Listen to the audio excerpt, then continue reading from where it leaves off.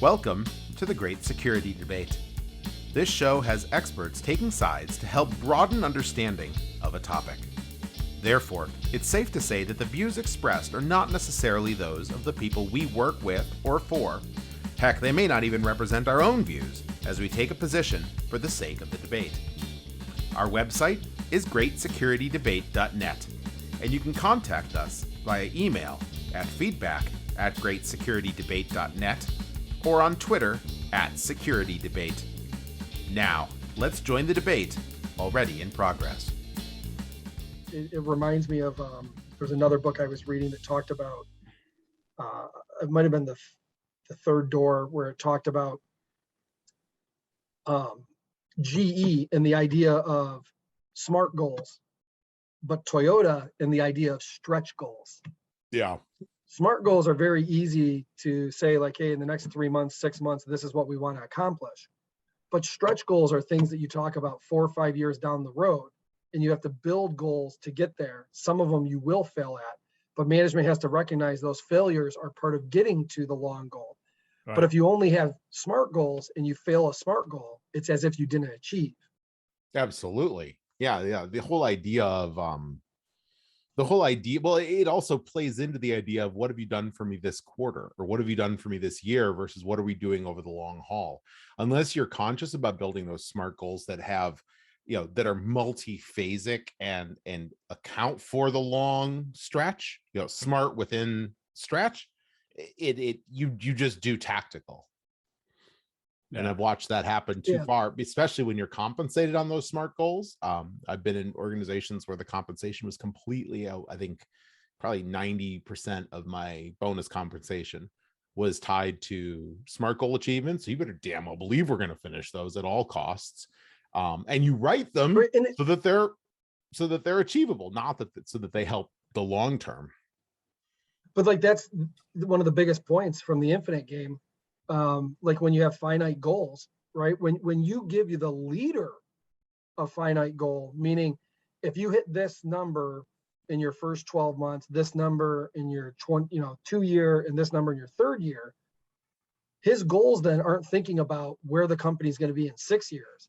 It's how can I maximize shareholder value in my first year so that I get compensation.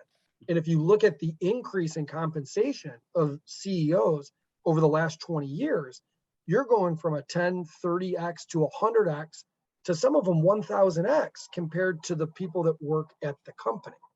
So then is the leader looking out for the people that work at the company when the paradigm or the shift in what he's compensated for is 1000 times more and is based on achieving numbers for Wall Street?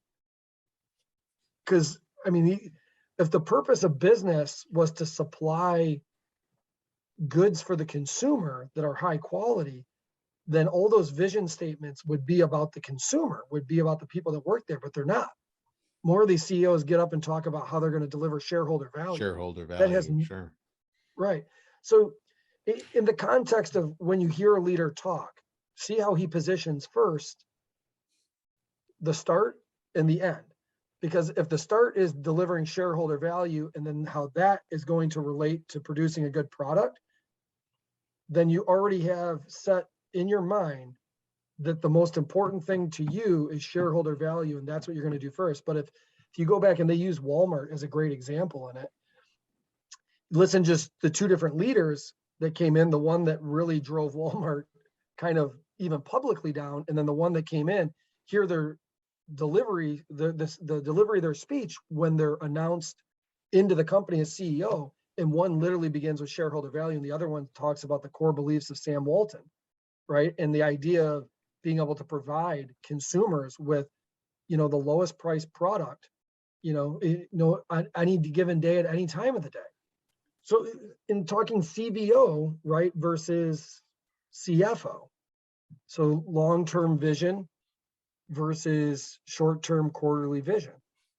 And I think it's actually a really interesting thing, especially when you come into parts of the organization that haven't historically been business driving or revenue generators, maybe revenue enablers, revenue supporters, but not revenue generators, like technology, like security. But that, with that changing, with security actually becoming part of the buying decision, I think it changes the way we, as security leaders and technology leaders too, have to think about how we compensate, how we build organizational direction, and how we structure those kind of things. One organization that I was a part of had actually two different compensation structures. One that was an executive structure that was purely based on SMART goals, and the other one was a staff through middle manager compensation scheme that was focused on it was profit sharing. So it was as a result of that shareholder value, people who didn't necessarily, they were doing the do, but didn't necessarily have direct impact on P&L or direct effect on the decisions being made. They were also compensated for that significant increased shareholder value. So it was a way to bring that back around. I kind of like that because I lived through that in both camps. And while it was very fruitful at at an executive level, it was also very, very appealing as a staff member.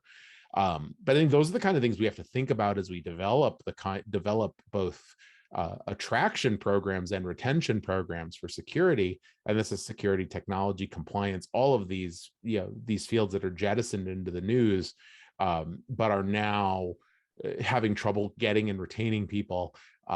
And we have to rethink how and why, but it starts with, like you said, rethinking the goals and the things that we put in front of people and say, this is what we do and this is how we do it, and these are the motivators that we use to do it in a way that I don't think we've ever had to or ever had to look at it before. I would absolutely agree.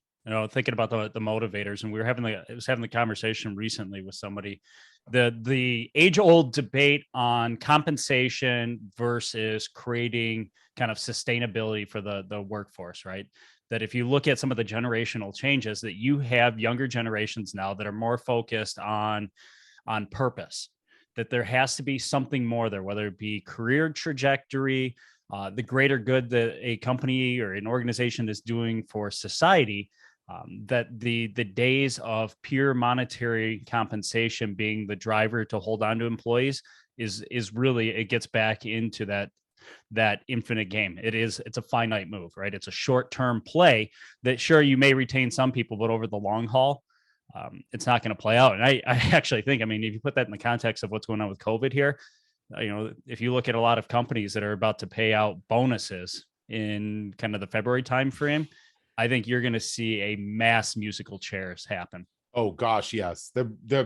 Come excuse me, come March 1st, April 1st, mass exodus. People will take the results of very good years, very good, stock years, very good business years in many industries, and I'll be like, see ya. And it'll be interesting too, how that then impacts not just the street, right? Wall Street, for example, but companies in general. Because it's not just going to be a max exodus of working level people. You're also going to see a good amount of mind share leave and be able to go places. Because for one, now they can accept the idea of working remotely for a company that they believe it has some of the values that they have at a pay that is perfectly acceptable for them to not only stay remote, but to stay where they want to. And it had been geographically out of reach previously. Exactly. Right. And so in kind of comparing this to security, Dan, when you were having that conversation, the short-term goal versus the long-term goal. And I think this goes a lot towards knowing your organization is, and I hear this a lot, we're planning to move to the cloud, or we are moving to the cloud, right? And this is case in point to my current technology, that the company I work for in the vendor space sells a technology, security endpoint. Yeah, I think vendor space. Yeah. Eric, is that like the metaverse? My point here is a lot of companies are being told by their insurance carriers that you need to have this product. So now they're going out buying product, right? But if you thought about and sat down and said, okay, where are we going to be 2 years from now, 3 years from now, right? Maybe Brian's product isn't the right one for you. I mean, and I'm not saying yes or no, right? But to look at it and say long-term vision, as my company begins to move to the cloud, as we begin to do this, as we begin to shape, the future of how our company is going to use data, share data, how we're going to produce goods, et cetera, maybe I should be looking at product X, Y, and Z, not just product A, B, C, right? On the spectrum of things.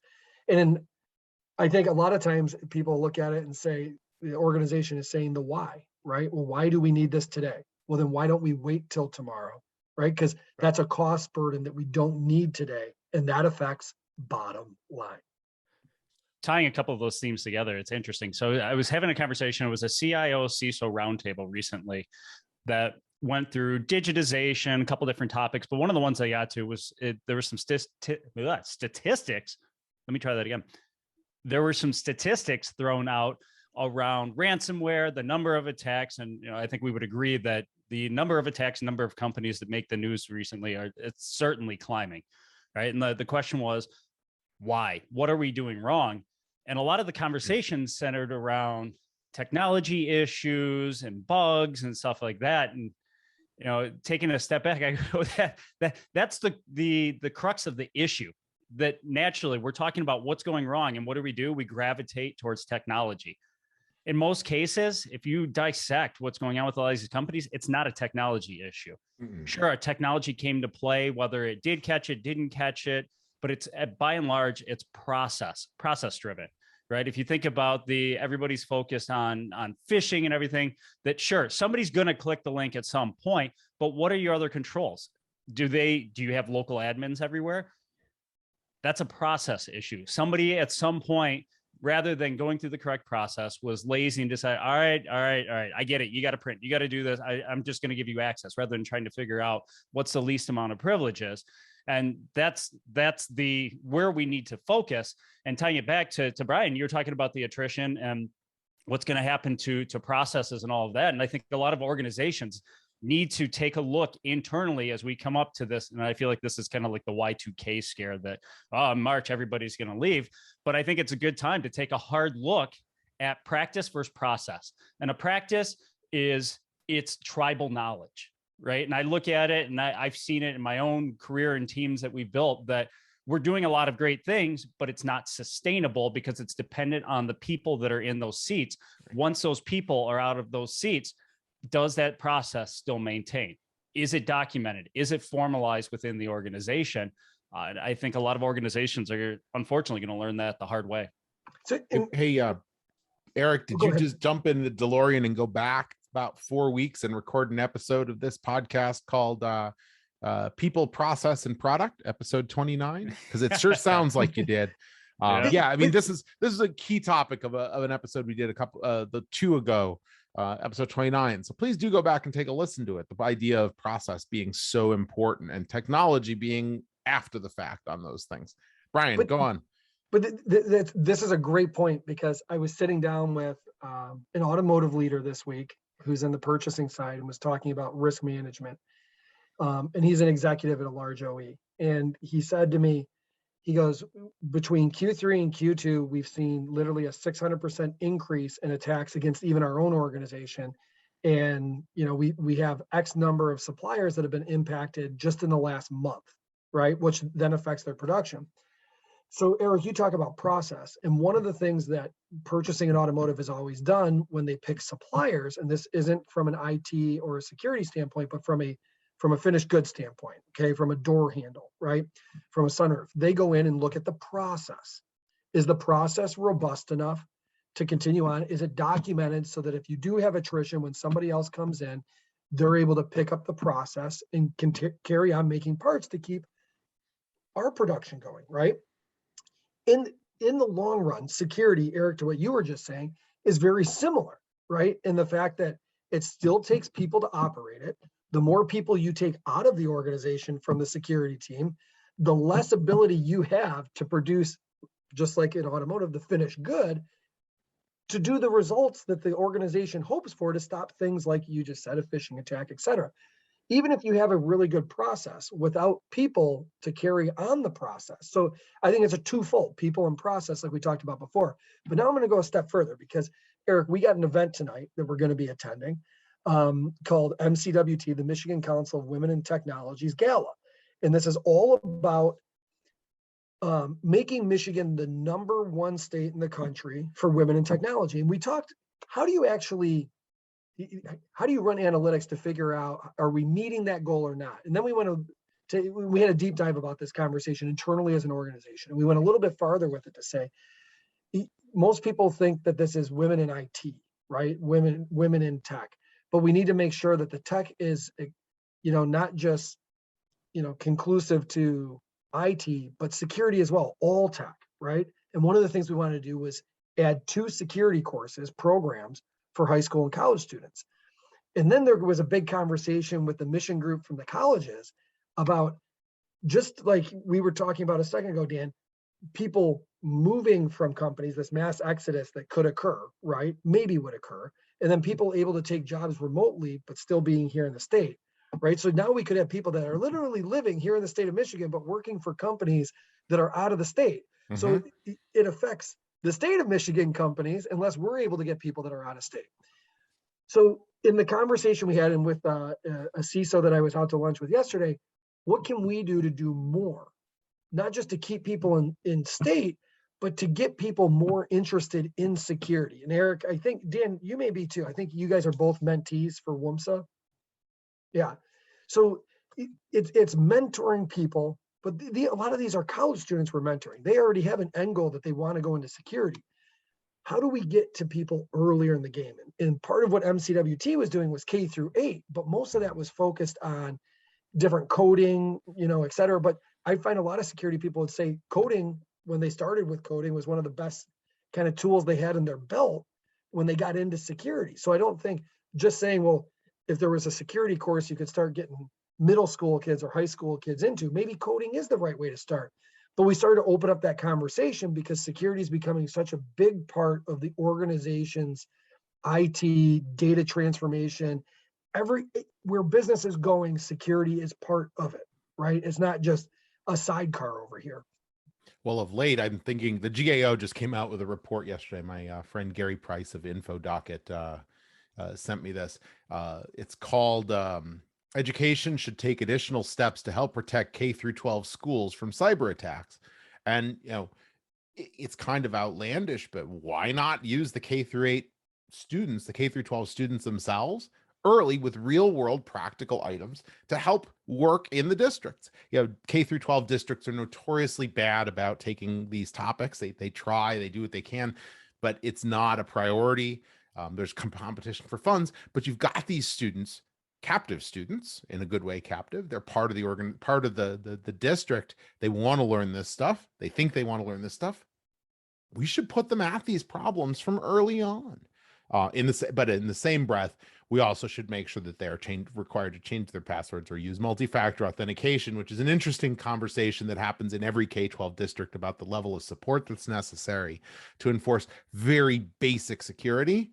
But if we don't start them thinking like this early, if we can start them thinking about this early, the longer road they have to work on it and be ready when they come out of high school, because as we're all seeing, university degrees, advanced degrees are no longer required and no longer necessary for the kind of jobs that it takes to get in information security. Are they helpful in many ways? Sure, for additional things, but less and less people are requiring them.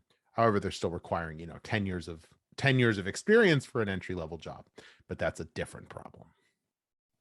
And I think we need to continue. I mean, as part of this training, I think part of it is creating understanding and differentiation.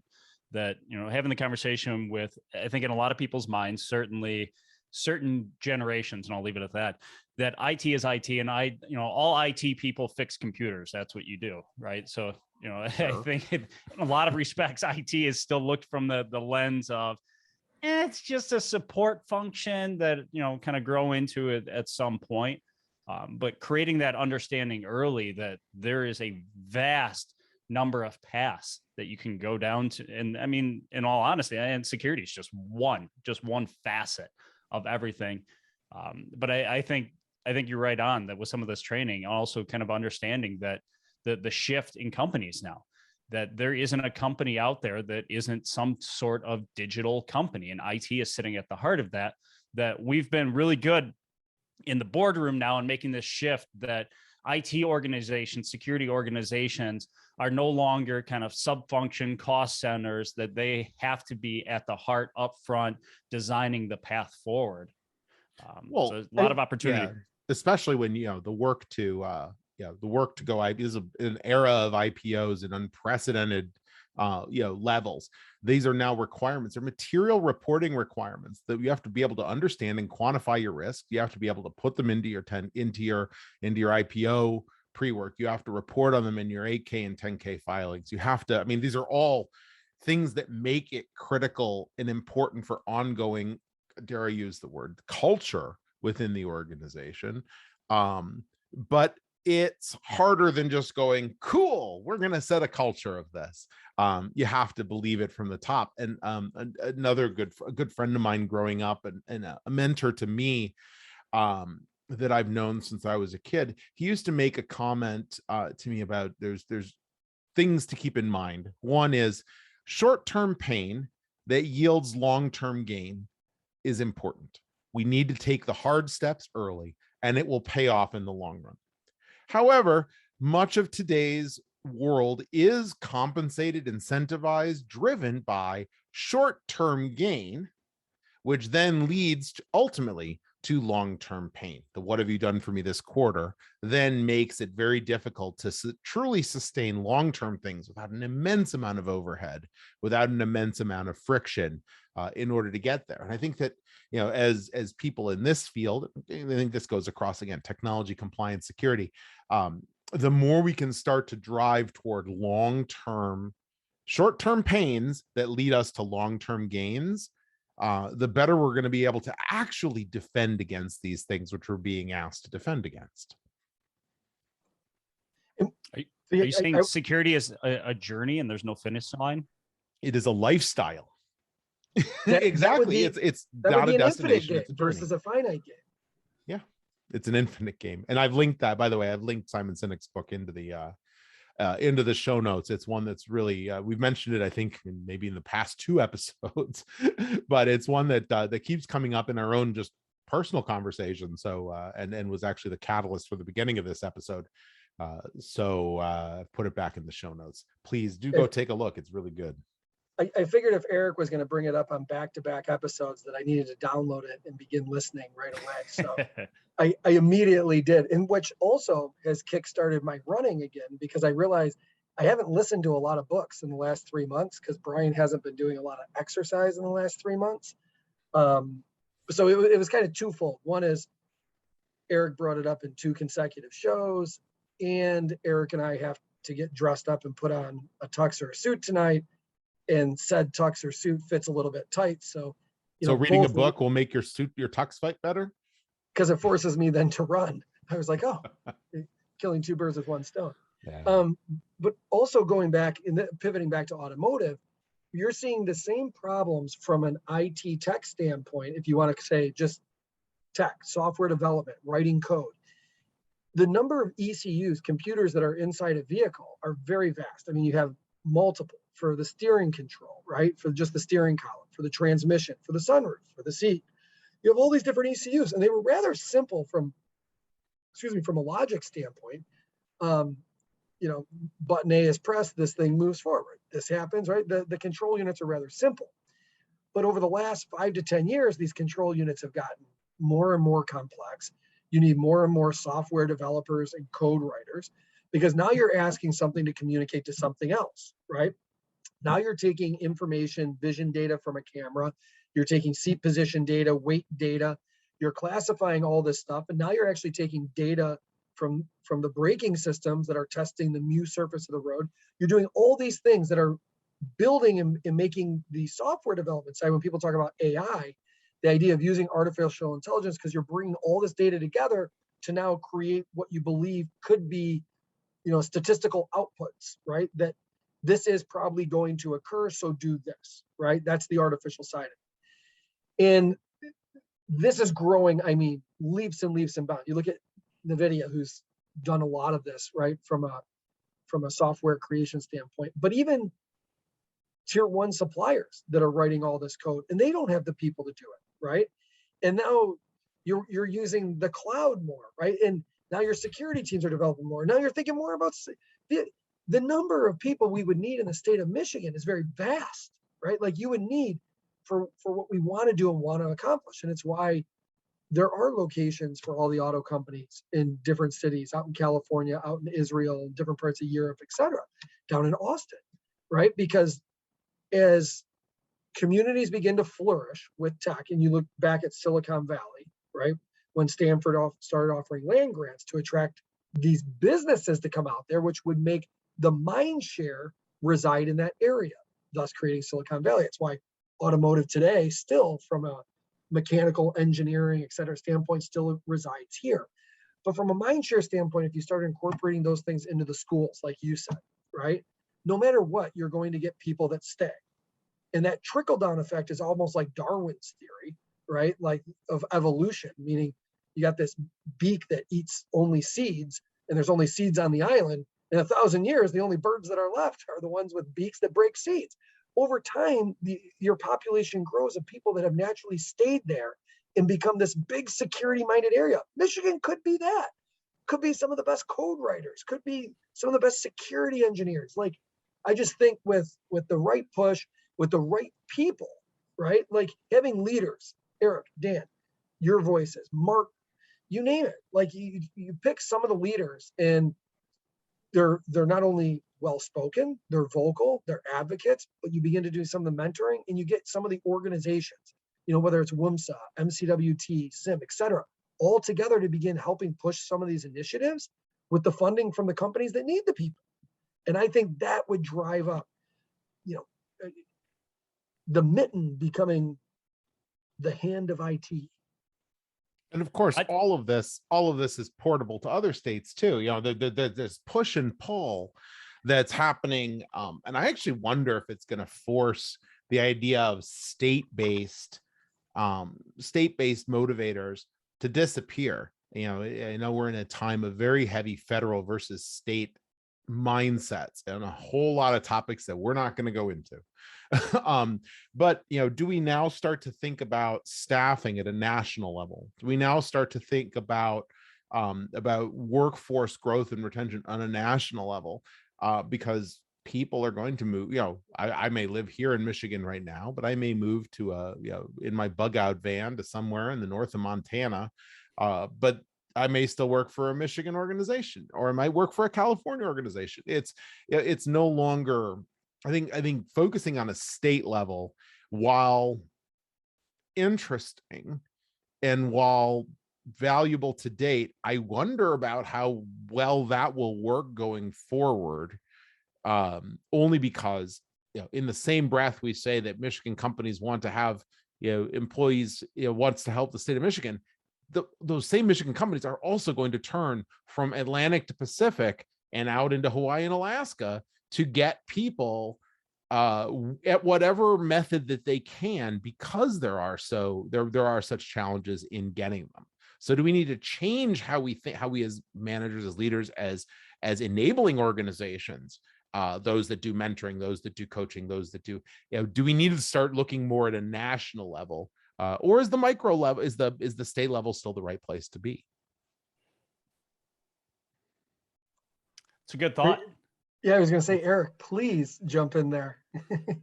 No, and I'm not. And by the way, before you do, I just wanted to say I'm not discounting the idea of the work that's happening in these organizations, because I applaud and support and am elated at what what so many have done and have been doing across states in the country. But I'm just wondering, at what point does the state boundary become unnecessarily artificial? And then looking a few, since we're talking about being strategic, a few steps down, does it become hindering?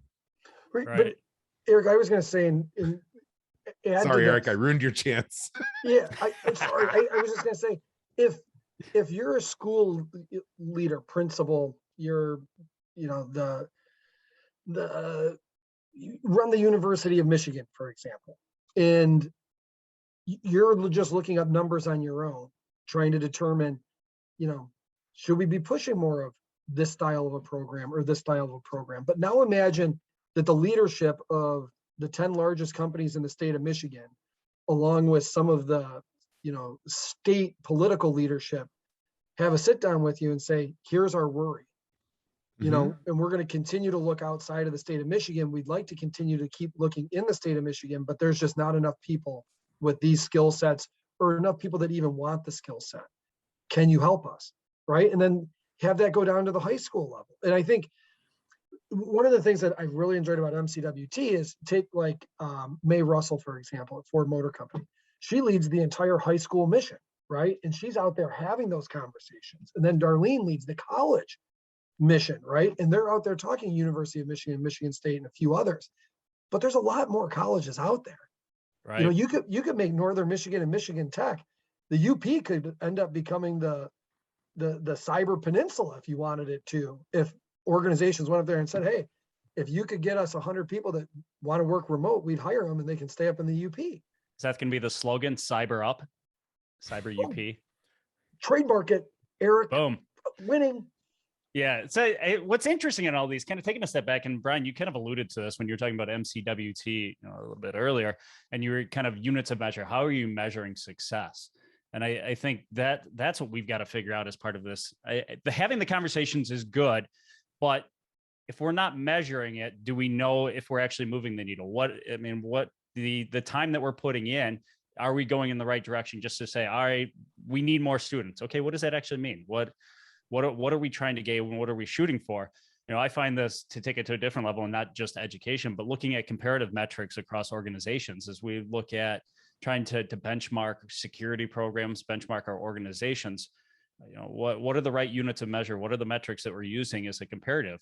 Or maybe there shouldn't be comparatives, and it's more anecdotal that we're trying to have those conversations and moving in the right direction, and maybe trying to measure everything is the wrong approach. It's kind of where my head's at, where I'm lost right now. Yeah, how do you measure? Are we hitting the mission goal, right? Are we becoming the #1 state for this? Because one thing we were able to see is there's a lot of students that graduate. Were able to get a scholarship through MCWT. They graduated and were working for a company here, but 2 years or 3 years later, maybe got an offer out of state, right? Or maybe they just ended up out of state. Now that's a good measure. That's a good measure, though. If you look at it, number of people that have gone through MCWT that have landed in a technical job. Yes. Right. So then it's not state specific. There's no boundaries around it. It's a technical job. And that's the mission, right? That's what they're looking for. So I think that becomes an easier one to measure. So we just decided we would go buy Pegasus, put it on all their phones, and then track them for the rest of their lives. Right. Well, one of those, you really don't have a choice opt-ins. If you'd like to participate in this project, you will always be tracked. Would you like to be part of MCWT? Yes. Well, you just opted in for Pegasus. And now let's be clear. This is not actually how MCWT operates. Yes. This was totally made up. That was totally, yeah. But we joked about that because there really is no way to, people are like, well, you can use LinkedIn. You can use this. Yeah, you can if those people stay active. Right. But then do we have someone that's just full-time tracking that? Well, that's the same though that happens when you talk to advancement people at higher ed institutions. They want to know, and institutions in general want to know the success outcomes of people that have come through their institution. And they're not limited by state. They're not limited by, a state institution has people that go all over the world. And part of it is you have to take some samplings and get and build the relationships so people will report back on the things that they're doing, build a community so people will give them things to value afterward so that they'll stay in touch. It also helps them build, they've got things to build their own networks, to build relationships. It's why you see a lot of affinity around alumni is to keep that, but it's also, the institutions absolutely want to understand how successful are their programs, how accurate are they being, how are they, how are people able to leverage those. It's why you get an alumni magazine every couple of months, so that people can continue to see, and it generates donations, and it generates great giving, but it also generates great reputation for the program and for the institution as a whole. And I think there's a similar path to be made here. Yeah, and I was actually, while you were talking, looking something up. So you weren't listening? No, I was, because when you were talking about institutions, so I was like, literally what popped into my head was Helsinki, Finland. And the reason for that was, I think it was last week. So you guys have heard of the Linux Foundation? Mm-hmm. So the Linux Foundation celebrated their 30 years of Linux, and they had Linus Torvalds there, right? Who wrote a few lines of code and then shared them with everybody, right? And the rest is kind of history. And the story of like why Linux has the penguin, right? Like, and this all goes back to the person who created it, but knowing where the person came from, right? And where they studied. He actually studied at the University of Helsinki. And the University of Helsinki, I'd never heard of it. But knowing that this person had done something pretty cool, I decided to look him up. And then seeing where he got his doctorate in mathematics and science, and then went on to get his computer science degree at the University of Helsinki. Apparently, the University of Helsinki is extremely well known, and that people from all over the world go there to study different types of software engineering or computer engineering, right? Mm-hmm. And I'm sure, in the right circles, people know that. I did not.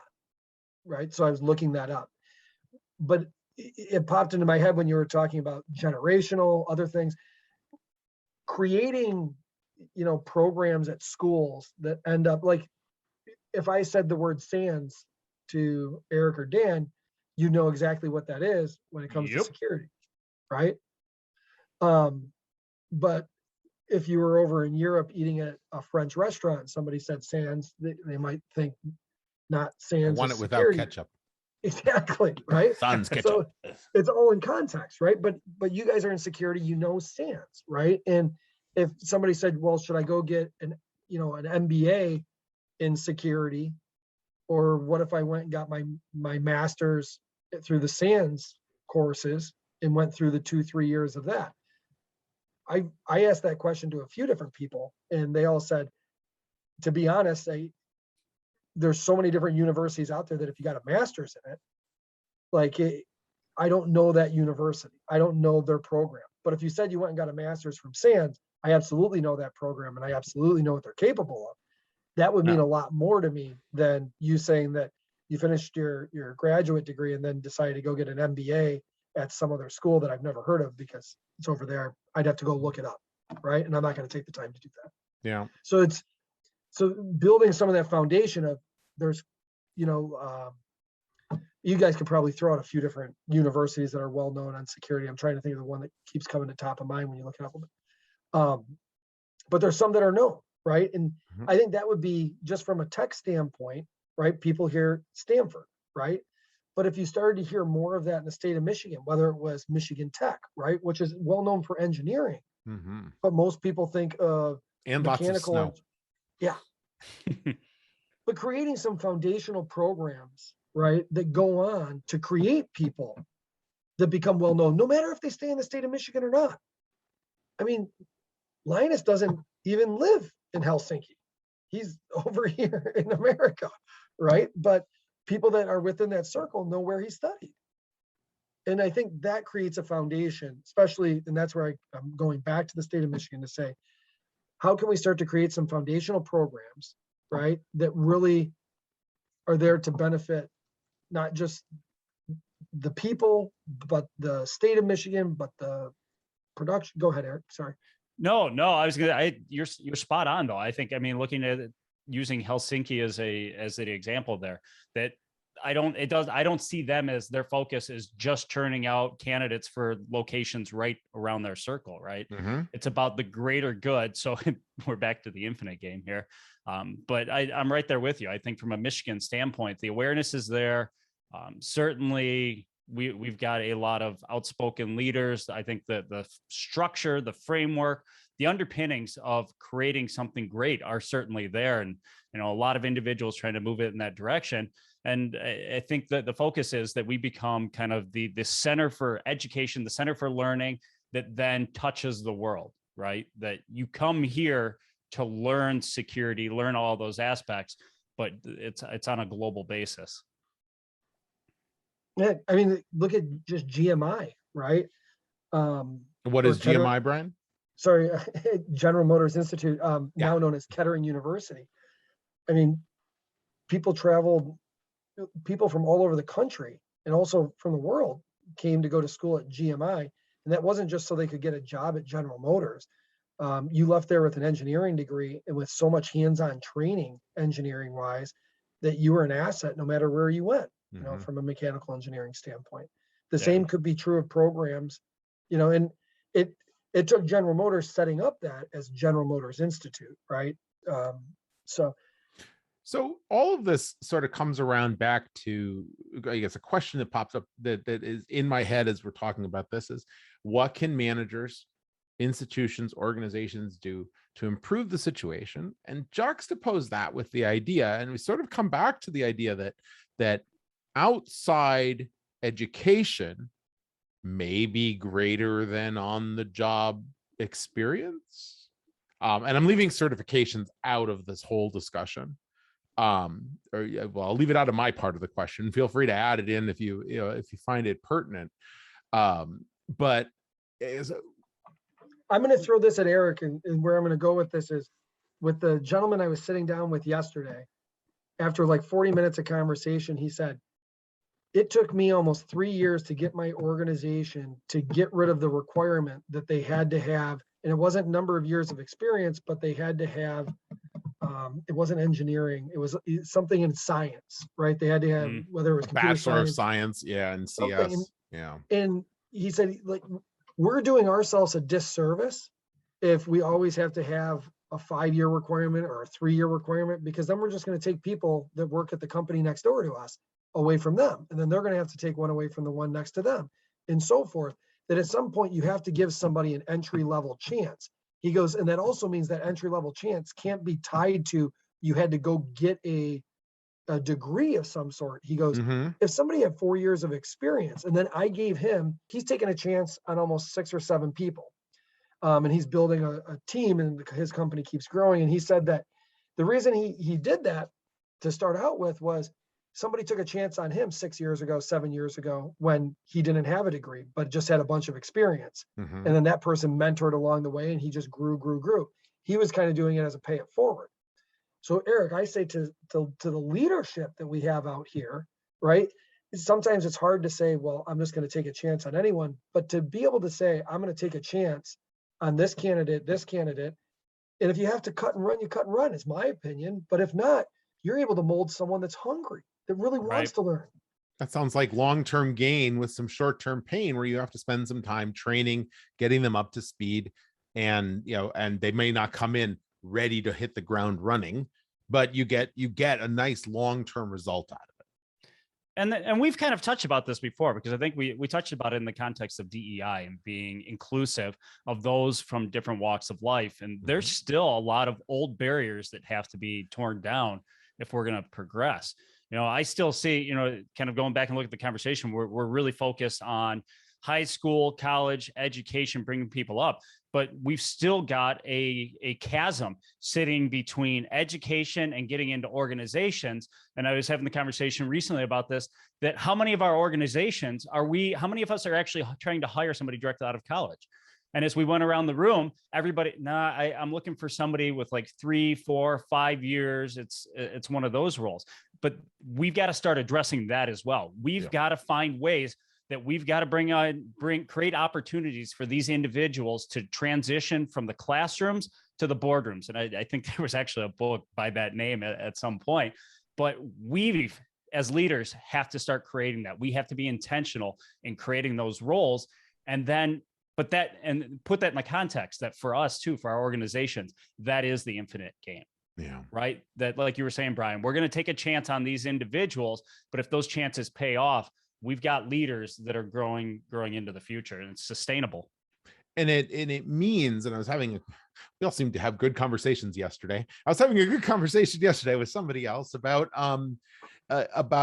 how to start to affect the change, that it's not just features, or delivering on these things without instilling security. And security does bring overhead. Process does bring overhead. You can't quite generate upfront as fast if you're in, say, software development or in anything you do.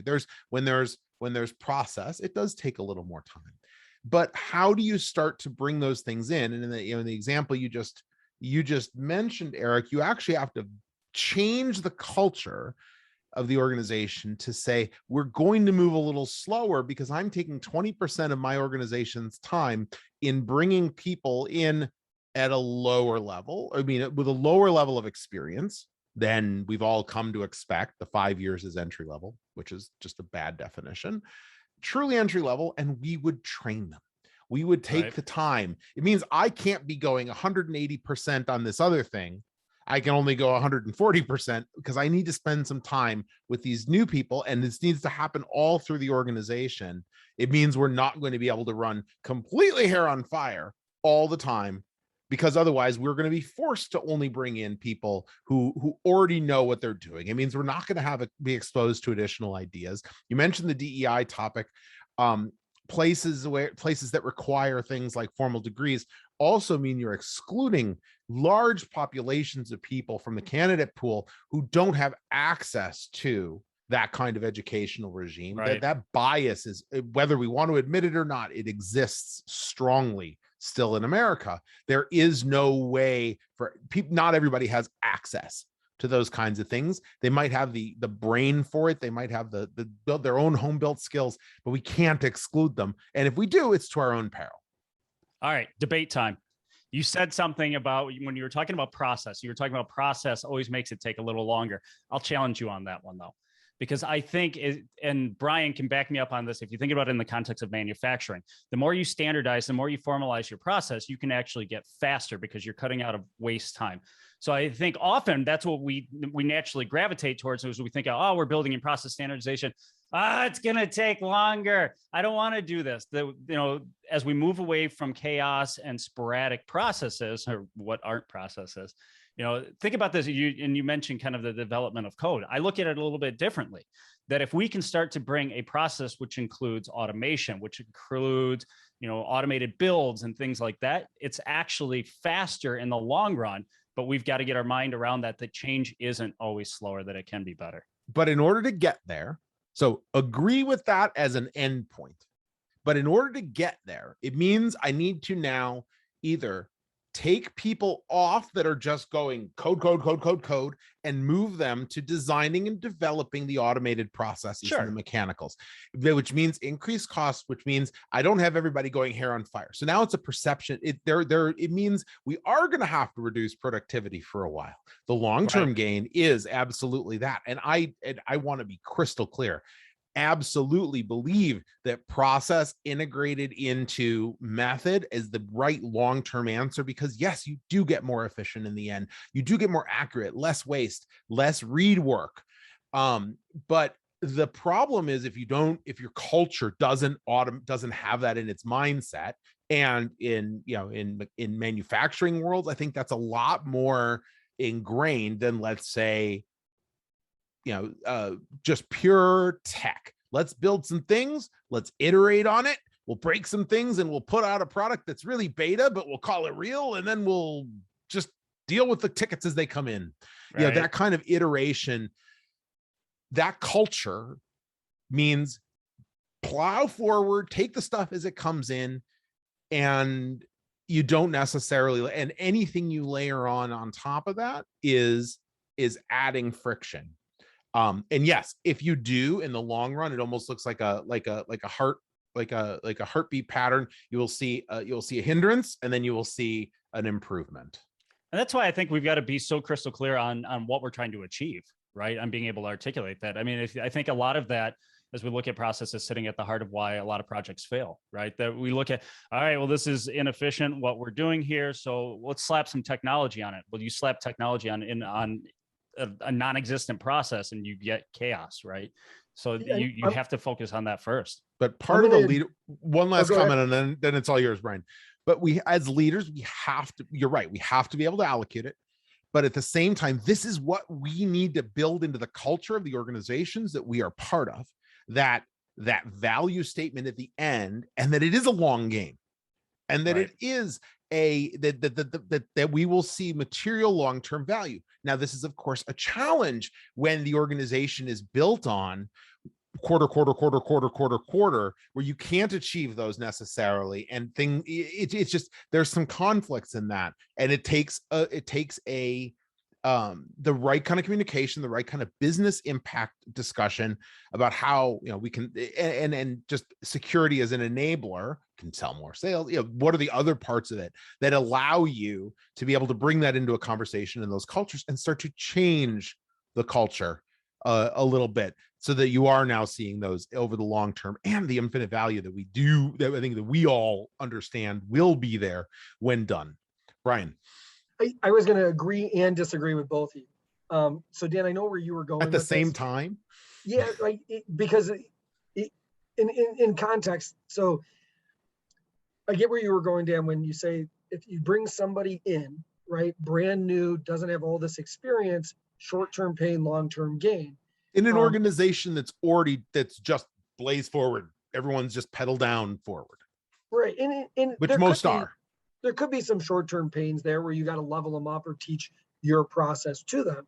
And then to Eric's point, though, when you have the right processes in place, just like on the assembly line, you can take one worker, and it was Toyota's vision, right?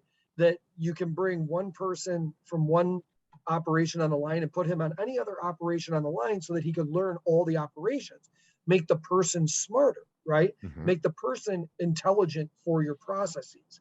Instead of having the same person do the process over and over and over again, and should that person end up one day getting hurt or not come in, you have nobody to replace them because nobody on the line learned those processes. So now you bring somebody in, and to Eric's point, right, that it's all about, if you have the right processes in place, there shouldn't be short-term pains, right? But in reality, no matter what, bringing somebody in is going to take time from everybody on the team within the organization to show them, one, that they care, two, what these processes are, and why it's not just important to the company, but important to the outputs that we're trying to do for the community, et cetera, right? Like, you also have to be able to show the values that you guys stand for. Yeah. And it's not just about get it done, quarter, like you said. And it's finding, how do you relate that? How do you explain that to someone? And you want someone that's new. And I saw a great little post on LinkedIn. And this had to go with around Rivian going public this week. And one of the gentlemen that hired in, 9 years ago was one of the first 38 people. And he said that that RJ, the CEO, wasn't able to be in the interview, but sent him a long email, thanking him and said he was looking forward to meeting him. And then on his first day, went out of his way to spend 30 minutes one-on-one with him just to talk with him. Nice. All right. Now I can tell you from personally meeting RJ and getting to know him, that you look at his statements that he makes, having his children there with him, at the announcement, in the conversations we had around children and around what the goals were for Rivian, very much the infinite game, very much not finite. And when you see people say, like, I'm so happy to work here, et cetera, those people have been there for years, not just the last year that they've been, building up to production, the last 2 years. Some of those people, I know a gentleman, I won't use his name. He's been there literally from the beginning, 12 and a half years ago, right? And loves the culture and loves RJ's mission, right? And that's so important. And they're trying, you're growing as a company trying to do those things, but leadership, right, means so much. So like you were saying, Eric, right process, right? You can bring people in. It shouldn't have short-term pains. But even if you do have short-term pains for long-term gains, how you manage that, right, from character, from humility, from empathy, is just as important. Right. Oh, absolutely. So yes, I agree with both of you. And yes, I slightly disagreed with both of you. The double whammy.